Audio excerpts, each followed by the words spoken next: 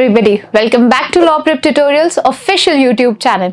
I'm Nupur, your legal guide, mentor and coach. अभी बहुत time से I have been noticing that these students are complaining about consistency. They cannot regularly study, they cannot prepare because the exam is far away. हाँ जी, exam बहुत दूर है, पढ़ाई के लिए कोई मोटिवेशन नहीं है, अभी कोई प्रेशर नहीं है, आपकी गलती नहीं है. This is because of all the 12th and 11th class से पहले का पढ़ाई way you guys were giving certain goals. आपको ये बोला जाता था कि आपको ये टाइम पे ये प्रिपेयर करना है, ये करोगे तो इसमें से टेस्ट आएगा, ये करके ये टेस्ट देना है, ऐसे प्रिपेयर करना, ये प्रोजेक्ट है, all of this. But CLAT और कॉम्पिटिटिव एग्जाम्स ऐसे नहीं होते हैं. तो आपको because the deadline is far away, but उस डेडलाइन के लिए आप एक रात पढ़ के एग्जाम नहीं दे सकते हैं. इस प्रॉब्लम का सल्यूशन हम आज डील करेंगे.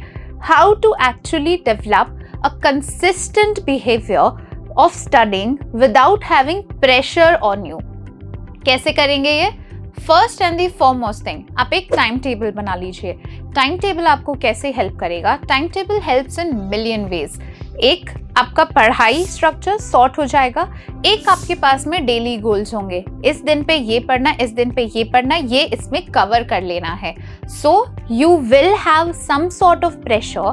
Please take the pressure positively. You will have some sort of pressure कि मेरे को ये इतने टाइम में टास्क कंप्लीट करना है. उसी के साथ में छोटा छोटा छोटा छोटा करके you'll have all of your course completed, including your static, current and your practice. Also, timetable should be inclusive. Timetable में आप ध्यान रखेंगे कि what you'll do, you'll include your practice, your newspaper reading, your module reading, your mock practice, your mock analysis, your topic test, your sectional test. हर चीज़ों को क्या क्या करना है उसकी एक लिस्ट बना लीजिए. उसको बाइफरकेट कर दीजिए 100 डेज में कि 100 डेज में ये कर लेना है, ये कर लेना है, ये कर लेना है. छोटे छोटे टास्क को आराम से आप लोग इजीली कर सकते हैं. Second is that you have to keep yourself motivated. What happens is कि आपको ये तो पता है कि आपको क्लैट करना है. When you start, you're very energetic. मॉक्स में नंबर आ रहे हैं, very energetic. जैसे ही स्कोर कम हो रहा है या पढ़ाई में समझने में कोई भी दिक्कत हो रही है, आप लोग थोड़ा सा हिचकिचा जाते हैं. उस वक्त पे एक सेटबैक आ जाता है. I don't know why am I doing this. 12th वाली जो हमारी अब तक की पढ़ाई थी उसमें आप जो भी पढ़ते थे वो एग्जाम में आता था. You use to write that, you use to get marks and you use to understand कि मैंने ये नहीं लिखा इसलिए नंबर नहीं आया. Whereas CLAT is not like this. You have to continuously practice. Plus syllabus जो हमारा करंट है वही है. इधर से भी आ सकता है, उधर से भी आ सकता है, कहीं से भी आ सकता है. So we will be prepared by this, right? समझ आ गया. उसके बाद में थर्ड इज रियलिस्टिक गोल्स रखना है. आप लोग रियलिस्टिक गोल्स रखेंगे. जैसे जरूरी नहीं है कि एक बच्चा हमेशा पढ़ता ही रह सकता है. आपको ये ध्यान रखना है. Some days that would be family function, some day you will not be well. तो उसको कॉम्पनसेट करने के लिए आप एक मंथली में गोल बना ले. Like I was suppose to read this much, मेरा इतना प्रोडक्टिव काम हुआ है. वीकली भी कर सकते हो कि मेरा इतना वीकली प्रोडक्टिव काम हुआ है, इतना वीकली प्रोडक्टिव काम नहीं हुआ है, मैंने इतना स्ट्रेंथ देखा, मैंने इतना वीकनेसेस देखा. तो वो सब चीज़ें आप बैलेंस आउट कर सकते हैं, राइट. बट लेजर एक्टिविटीज़ के लिए और पढ़ाई के लिए इक्वल टाइम रखना बहुत ज़रूरी है.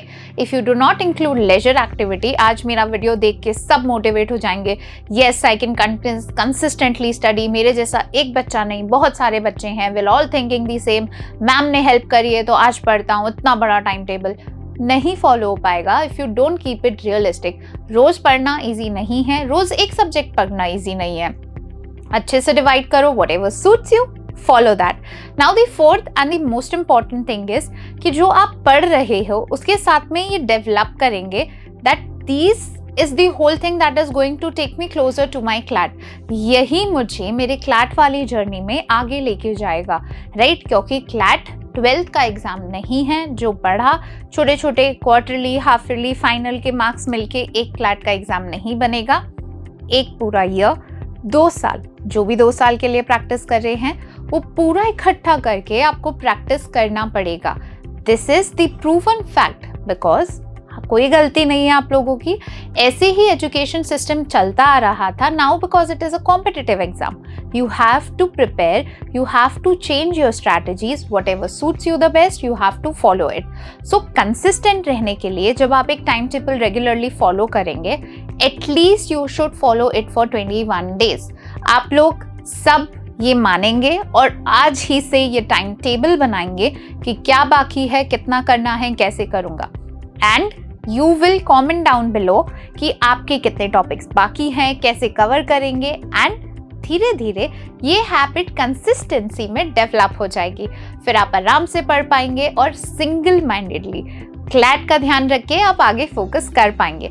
All you have to remember is कि 21 डेज तक रेगुलरली एक टाइम टेबल फॉलो करना है और धीरे धीरे क्लैट की पढ़ाई करना या क्लैट आपके नज़दीक है, ये आपकी एक डेली हैबिट हो जाएगी. So it's not just you alone but बाकी सारे बच्चों का भी यही हाल है. So don't lose hope, but practice and focus. Thank you and all the best.